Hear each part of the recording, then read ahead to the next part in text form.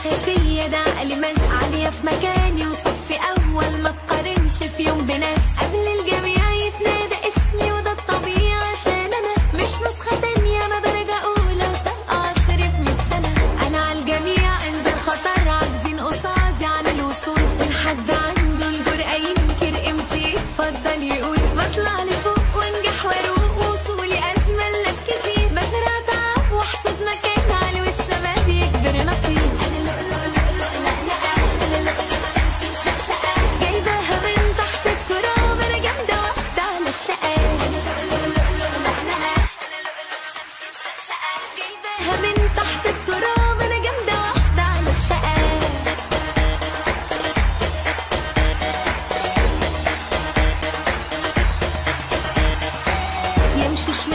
هتغلبي ده انا بحكم واضمن مكسبي ما ياكلش معايا التحويل ده التخطيط اصلا ملعبي يا مركزين ومجهزين يجي 1000 حفرة في سكتي انا حتى عالي كله بطل بفرض وجودي وبصمتي انا صد واسلك مهما اشوف ومن الظروف انا بستفيد بالشغل بالي باي حد وسهل افوت لو في الحديد. جايباها من تحت التراب انا جامده واحده على الشقه جايباها من تحت التراب انا جامده واحده على الشقه.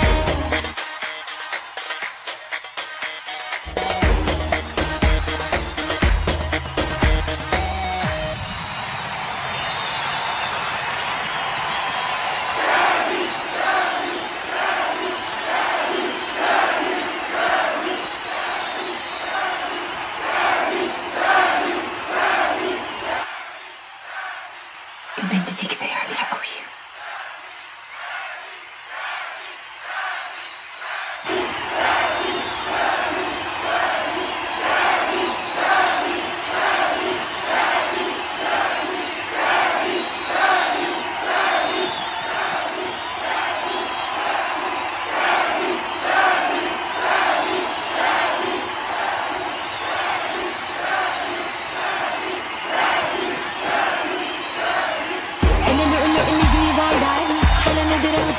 بالغلي زي ما فيش نجم على قفيل واصله الجو ووصفة حالي ملكة زماني وقمت فيا انا.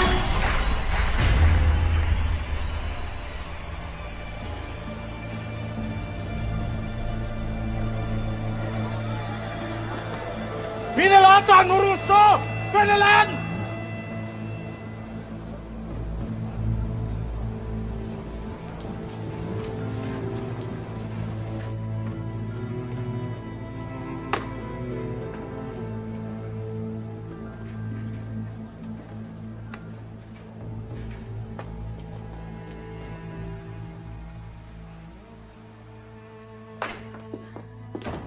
الحيزبونه دي هي اللي طافت عليا. ولا يهمك منها يا حبيبتي، انتي قشري بس وربنا اطلع جبالك من شعرها من على المسرح. بلاش قرف وكلام ملوش لازمه.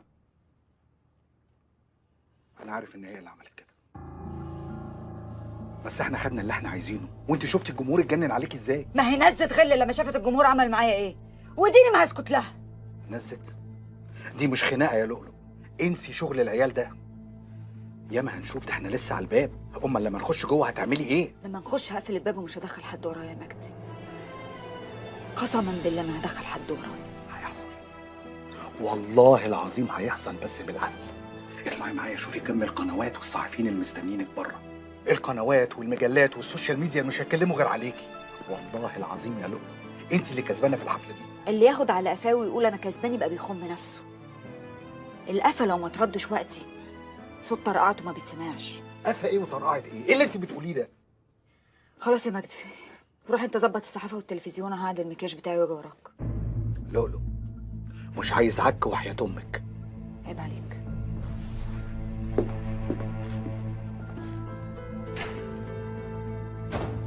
اتفرج على اللي هيحصل في الحيزبونه. اصل مش هطلع لها بلؤلؤ، هطلع لها بثانيه.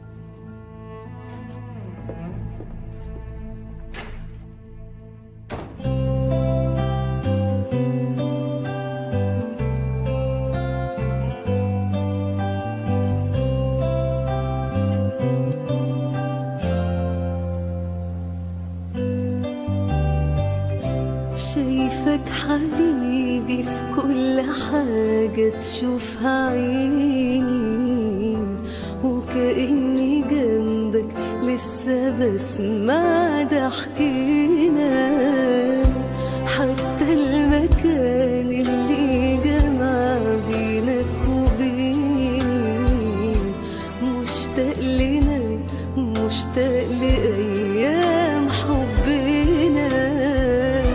بعدك تعبني يا أحلى حلم حلمت بيه، وانت اللي عشت أتمنى أكمل عمري بيه. أنا بعملها ومكفياني من القمر وقلبي.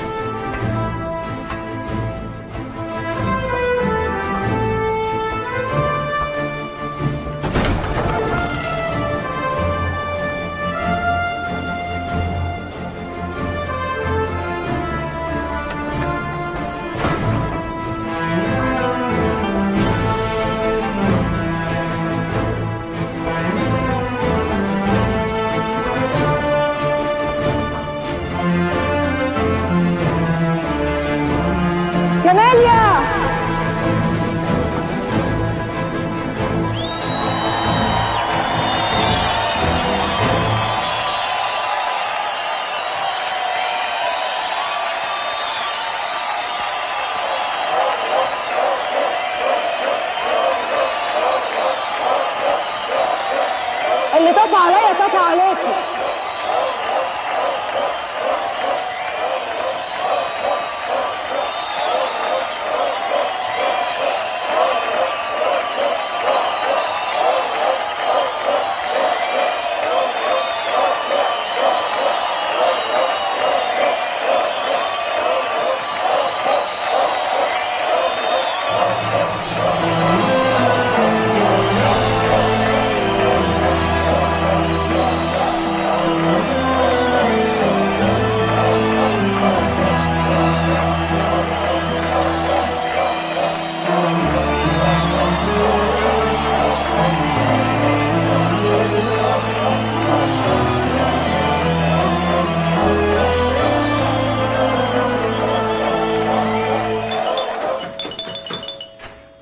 عايزاك توصل لعزة الشامي وتبلغه ان حركات الآلاتية دي ما تتعملش معايا، ودي اخر حفلة بيني وبينه، والعقد انا فسخته، واللي ما يعرفش قيمة كاميليا يبقى ما يستحقش يقعد معاها. ممكن بس تهدي شوية يا عزت؟ ده اصلا 3/4 نجاحه بسببك. انت بتكتب ايه؟ بكتب كل حاجه بتقوليها عشان ما انساش حاجه ولا لعزت. مش اطلع بره، اطلع بره، انتوا عايزين تجننوني. ايه يا كاميليا مالك؟ اهدي اهدي اهدي يا حبيبتي، اقعدي اقعدي اهدي. مالك في ايه؟ اتصل لي باللي اسمه مجدي، خساره يشوف نمرتي على تليفونه. حاضر اهدي، هكلم لك مجدي وكل حاجه، بس عايزك تهدي. اهدي خالص.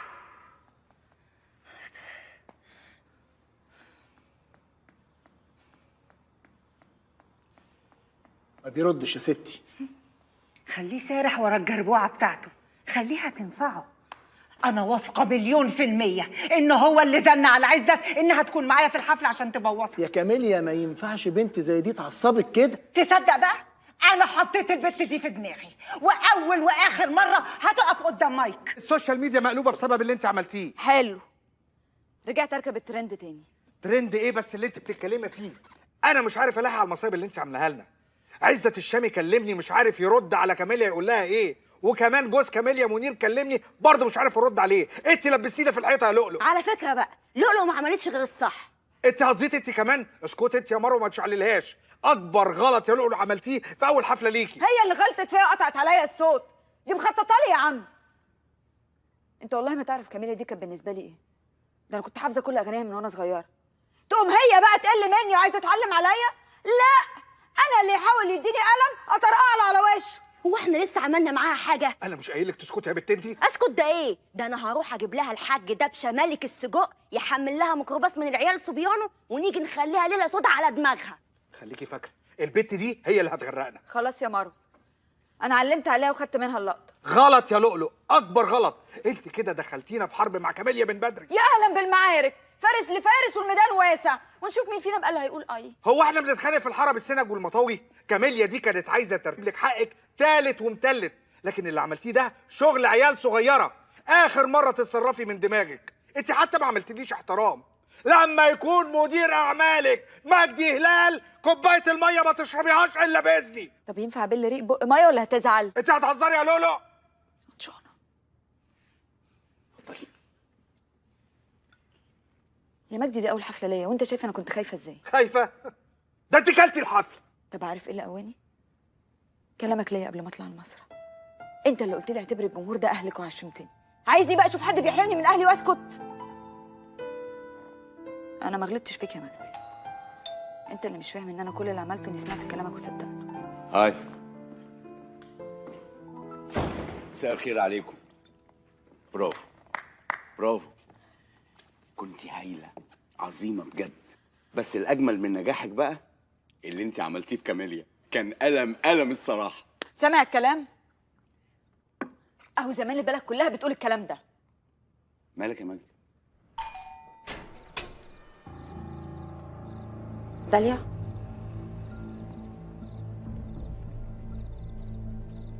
ايه اتفاجئتي لما شفتيني؟ لا ما اتفاجئتش. اهلا يا داليا، خير في ايه؟ في ايه بينك وبين طارق جوزي يا نهال؟ وانتي اتجننتي يا داليا؟ هيكون في ايه بيني وبين طارق جوزك؟ والعقد اللي جابهولك هديه، انا سامعاكم وانتوا بتتكلموا مع بعض في التليفون. عقد ايه؟ انا مش فاهمه حاجه، ممكن تفهميني؟ العقد ده اللي انا خدته منه بعد ما سمعت مكالمتكم. في ايه يا مدام؟ انت داخله بيتنا وبتغلطي فينا؟ في ايه؟ اعرفي كويس قوي بتتكلمي مع مين وبنت مين؟ بابا معلش ممكن تهدى وانا هفهمها؟ لو حضرتك واثق قوي من بنتك للدرجه دي، مدام سوسن جات لنا ليه البيت عشان تسال عن علاقه بنتها بجوزي؟ ولا مدام سوسن ما قالتلكش بما انكم يعني بيت محترم؟ انا جيت عندكم البيت لما حسيت ان بنتي بتكبر وحياتها بتتسرق منها في الشغل مع جوزك، وقلت الحقها. تلحقيها قبل ما تخطف جوزي من بيته وابنه ومراته. بس بقى كفايه غلط، واحترمي بيوت الناس اللي انت داخلاها. انا علاقتي بطارق شغل وبس، وانا المفروض ما اشرحلكيش ده اصلا. ولو عايزه تاكدي عندك جوزك ممكن تروحي تساليه بنفسك. اما بقى موضوع العقد اللي انت بتسالي عنه ده، فاللي انا اعرفه ان جوزك بيجيب كادوهات كتيره جدا للناس عنده. انا ما اعرفش. وبرضه عندك جوزك ممكن تروحي تساليه بنفسك بدل ما تدخلي بيوت الناس وتهزقي نفسك. اتفضلي يا داليا.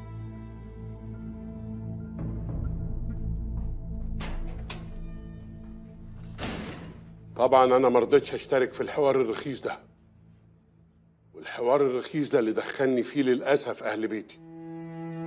اسمعني يا هال، مفيش شغل مع طارق من دلوقتي، فاهمه؟ بس يا سليم يعني انت حسابك بعدين.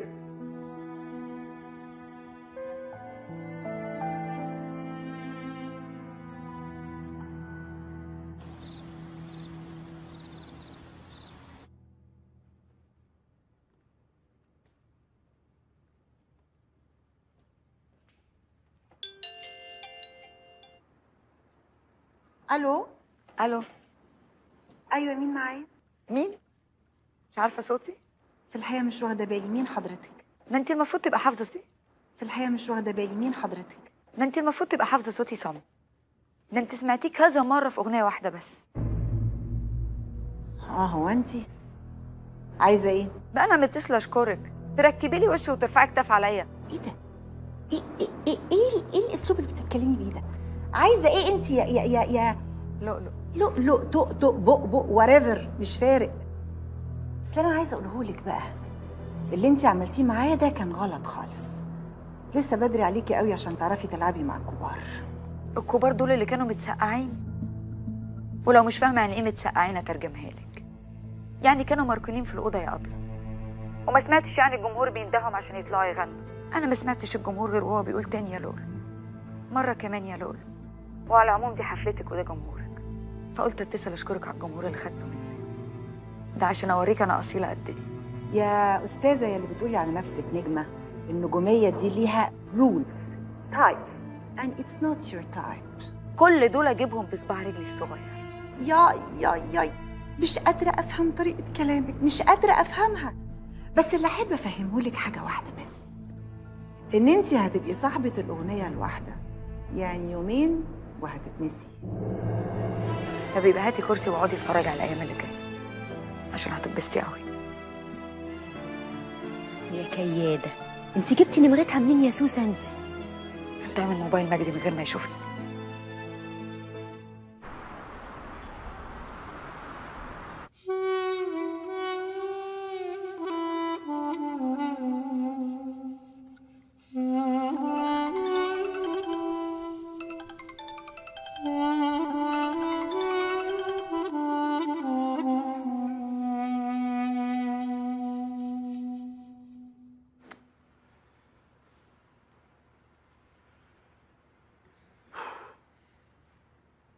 بتكلم مين يا روحي؟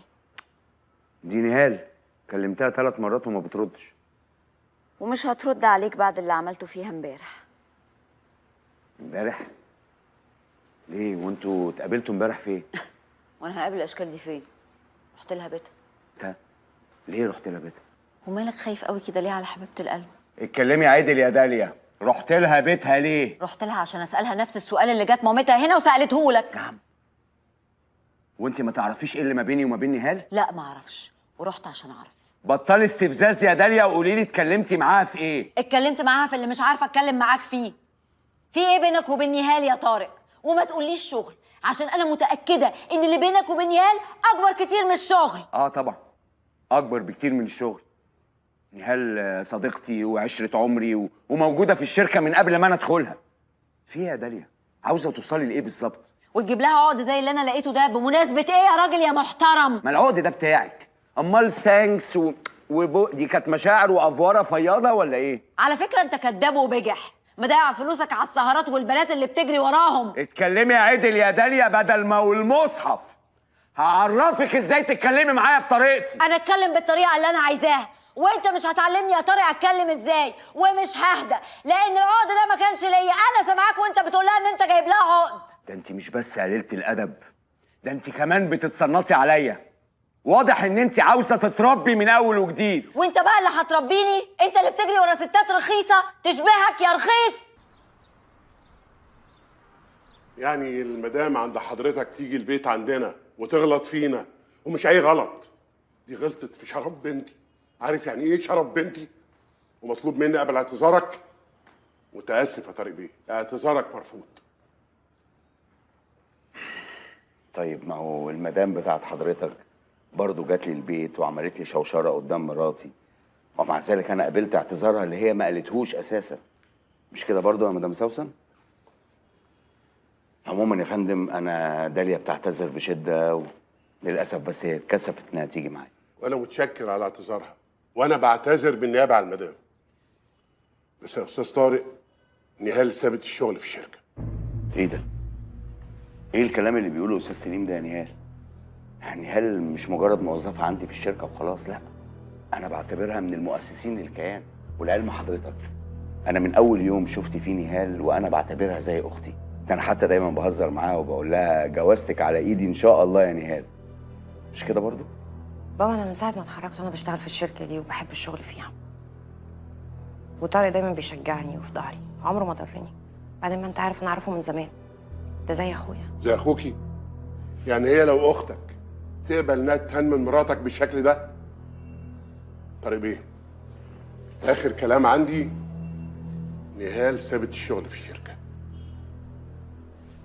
عموما يا ريت تشوفوا سعادتك. بكرر اسفي للمره الثانيه.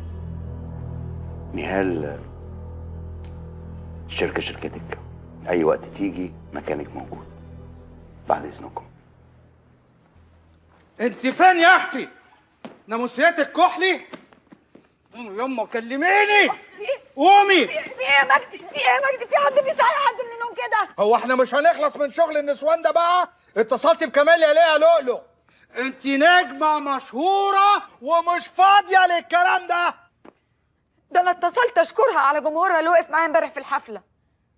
هي اللي فهمت كلامي غلط ودخلت فيها شمال وعايرتني يا مجدي وقالت لي يا صاحبه الاغنيه الواحده هي اللي كلها يومين وتتنسي. اسكت لساني اقطعه عشان ترتاح. اسم الله عليكي يا اختي، اسم الله. لا حنينة يا اختي وفيك الخير. طب اسمعي بقى يا لؤلؤ، لو مشيتي على دماغك دي تاني انا همشي ومش هتشوفي وش تاني وبيقابلي بقى. طب وهون عليك؟ يهون عليك مجهودك اللي انت عملته معايا؟ ده انت بالظبط تبقى عامل زي السباك اللي قاعد يكرك في ماسوره واول ما جابت ميه سابها ومشي. سباك؟ طب بمناسبة السباكة بقى، الحمام ما انتيش داخلاه الا ما اشوف دخلتك دي ليها لازمة ولا لا؟ حاضر يا مجدي، مش هعمل اي حاجه غير لما اسالك الاول. يا سلام، مش هتصعبي عليا يا لؤلؤ، مش هتصعبي عليا وهحاول اصدقك المرة دي. سلام. استنى، نسيت شنطتك. لا دي شنطتك انت، فيها 250,000 جنيه مكسبك من حفلة امبارح. كم؟ 250,000 جنيه. هم دول الربع مليون اللي بيقولوا عليه؟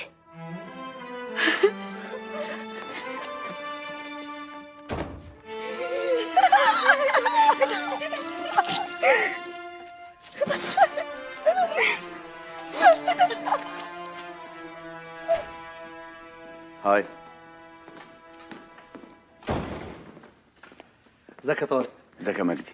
انا لسه مديها ال 250,000 جنيه اللي انت اديتهم لي، بس انت كده هتخليها تشم نفسها علينا بدري. يا مجدي انا كل اللي انا عاوزه انها تكون فرحانه وتحس انها بتكسب. يا سيدي هتكسب وبكره هتشوف.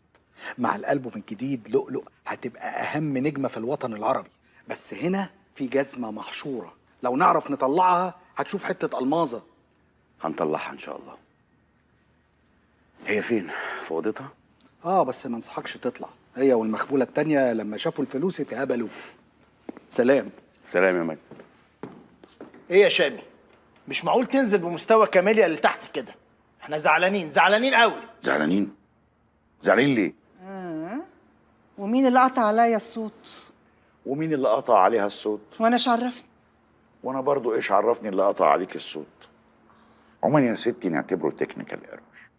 واد من الفنيين يعني اتلخبط، وده حصل معاكم انتوا الاتنين. شوف يا كاميليا، وبعدين انت عندك اللي اهم من كل ده. حتى البيت دي فرقعت، انت على القمه بقالك سنين كتير لوحدك، وده اصعب كتير من الطلوع بسرعه. ويا ستي لو يرضيك انزل لك اعتذار على صفحه الشركه، انا ما عنديش مانع اعمل ده، بس تبقي راضيه علينا يا نجمتنا. بدل ما تقعد تديني نصايح اعمل ايه وما اعملش ايه في نجاحي اللي انا حققته بنفسي، فمن باب اولى ان انت تبص لنفسك في المرايه وتراجع حساباتك وتشوف مستقبل شركتك اللي جزء كبير جدا من نجاحها يرجع لي انا. طول ما انت بتشتغل مع البنت دي هتخسر الهاي كواليتي، الناس اللي بيحبوا الطرب بجد، وفي الاخر مش هتلاقي نفسك غير مع لؤلؤ واشكالها وبس.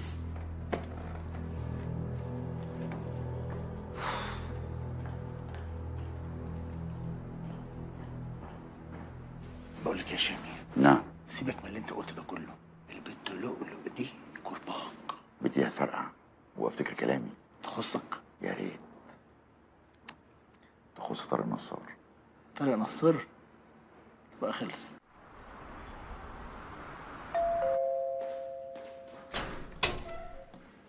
مساء الخير، مدام داليا موجودة؟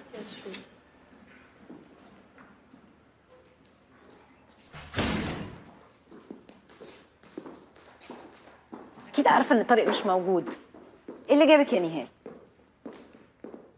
داليا، ازاي حضرتك يا طنط؟ انا ممكن اعمل معاكي زي اللي عملتيه مع داليا في بيتك، لكن ولاد الناس مش بيعملوا كده. بصراحة داليا بعد ما مشيت من البيت عندي فكرت في كلامها وصعبت عليا. هي ظلمتني، بس انا مش حابة انها تفضل تدور في الطريق الغلط. وايه هو بقى الطريق الصح بما انك بقيتي الGPS بتاع طارق؟ يا داليا، طارق طول عمره صح. فعلا طارق طول عمره صح، بس في الغلط. بيعرف يعمل كل حاجة غلط من غير ما حد يقفشه، وبيتهيألي ده اللي تعبك يا داليا. واضح كده ان انت تعرفي صفات عن طارق ما تتعرفش غير بعشرة البيت، مش عشرة. ايه اللي يخليني ما اشكش فيكي؟ معقولة يا داليا بعد عشرتك كل دي مع طارق في البيت مش عارفة تفهميه؟ طب يا ستي، أنا أقدر بقى بعشرتي بيه في الشغل أقول لك تشكي في مين. نهال، انت ما بتقوليش حاجه مفيده بالظبط. بالعكس، ده انا جايه اقول حاجه مفيده. داليا، طارق جوزك شكله داخل قصه حب جديده مع واحده مطربه لسه طالعه اسمها لؤلؤ. البنت دي بقى غير اي بنت، عشان بشوفه كتير بيكلمها في التليفون. في الاول قلت يومين وهتروح زي غيرها. انا اسفه طبعا لو كنت بقول لك كلام يضايقك، بس البنت دي شكلها مطول، وافتكري كلامي كويس. لؤلؤ مين؟ هو انت هتمشي ورا كلامها ولا ايه؟ استني بس يا ماما، شكلها تعرف حاجات احنا ما نعرفهاش. بعدين ايه اللي يخليني اصدق كلامك؟ كل واحد له طريقه يا داليا. طبعا انا مش هقول لك اعملي زي البنات الصغيره وامسكي تليفون طارق واقعدي فتشي فيه، بس انت لو ركزتي مع كلامي هتتاكدي ان كلامي كله صح. اللي يهمني بعد كل ده يا داليا انك تحاولي تصلحي مشاكلك مع جوزك قبل ما الموضوع ياخد شكل تاني، وانت فاهمه معنى كلامي. كان نفسي اشرب قهوه، بس معلش المره الجايه. بعد اذنكم.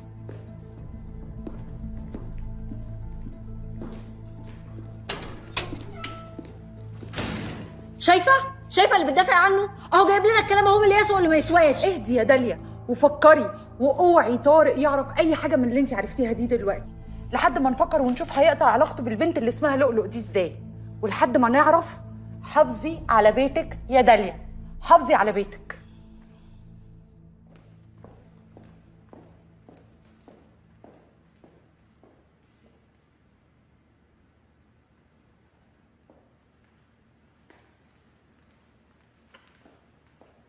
اشرب الشربات، شربات؟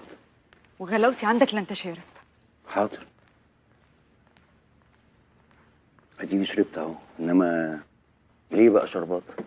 عارف يا طارق انا خدت كام في الحفله؟ مش هتصدق. كام يا نجمه؟ 250,000 جنيه، 250,000 جنيه. يعني انا بقيت ربع مليونيره. ده على كده بقى الواحد مش عارف يتكلم معاكي، بس كويس على فكره، عشان يعني الواحد لو اتزنق في حاجه يعني يميل عليكي تسلفيه. انت فاكر ان دي اول مره امسك فيها فلوس؟ مسكت قبل كده على فكره. كانوا كام بقى؟ 20,000 جنيه. البت مروه ساعتها ما كانتش مصدقه نفسها، عدتهم 5 مرات. فكرك البت مروه والربع مليون بيعملوا ايه مع بعض فوق دلوقتي؟ طارق، انت نمت مني؟ لا يا حبيبتي، معاكي. امال سرحت في ايه؟ شويه مشاكل في الشغل وبس. دي مش سرحانه شغل. انت في حد مزعلك؟ خالص. طب قول والنعمه. والنعمه. طب حس كده بقى، كان في سؤال كنت عايزه اساله لك. اسالي يا حبيبتي.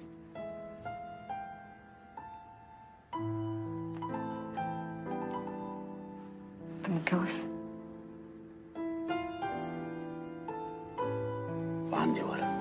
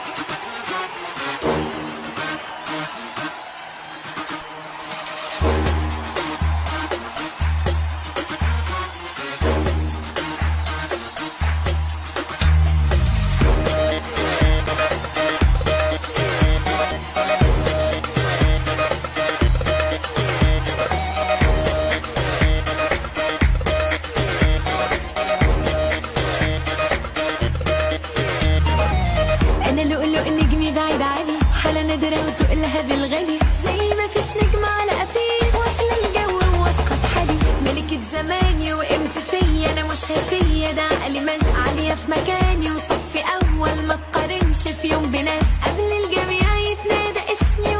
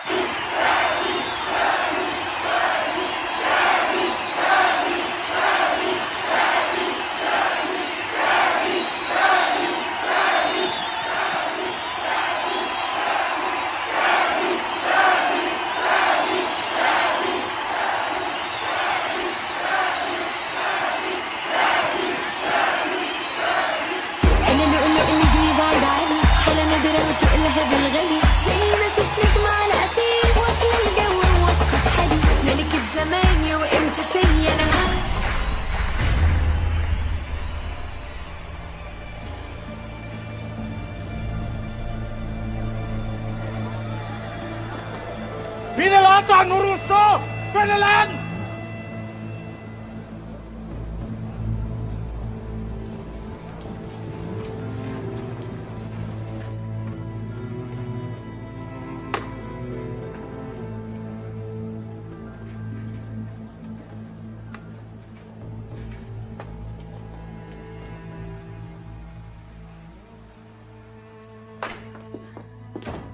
الهيزبونه دي هي اللي طافت عليا. ولا يهمك منها يا حبيبتي، انتي قشري بس وربنا اطلع جبالك من شعرها من على المسرح. بلاش قرف وكلام ملوش لازمه.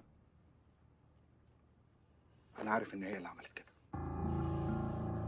بس احنا خدنا اللي احنا عايزينه، وانت شفتي الجمهور اتجنن عليك ازاي. ما هي نزت غل لما شافت الجمهور عمل معايا ايه، وديني ما هسكت لها. نزت؟ دي مش خناقه يا لؤلؤ، انسي شغل العيال ده. ياما هنشوف، ده احنا لسه على الباب. امال لما نخش جوه هتعملي ايه؟ لما نخش هقفل الباب ومش هدخل حد ورايا يا مجدي. قسما بالله ما هدخل حد ورايا. هيحصل والله العظيم هيحصل، بس بالعقل. اطلعي معايا شوفي كم القنوات والصحفيين اللي مستنيينك بره. القنوات والمجلات والسوشيال ميديا مش هيتكلموا غير عليكي. والله العظيم يا لؤلؤ انت اللي كسبانه في الحفله دي. اللي ياخد على قفاه ويقول انا كسبان يبقى بيخم نفسه. القفا لو ما تردش وقتي صوت طرقعته ما بيتسمعش. قفا ايه وطرقعت ايه؟ ايه اللي انت بتقوليه ده؟ خلاص يا مجدي، روح انت ظبط الصحافه والتلفزيون، هعدل المكياج بتاعي واجي وراك. لؤلؤ مش عايز عك وحياة امك. عيب عليك.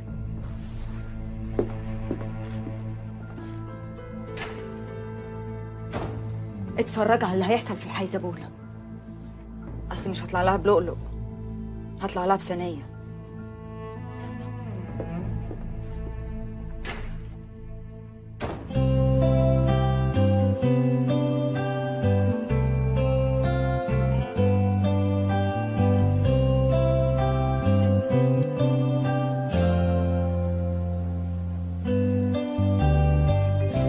شايفك حبيبي في كل حاجة تشوفها عيني، وكأني جنبك لسه بسمع ضحكني.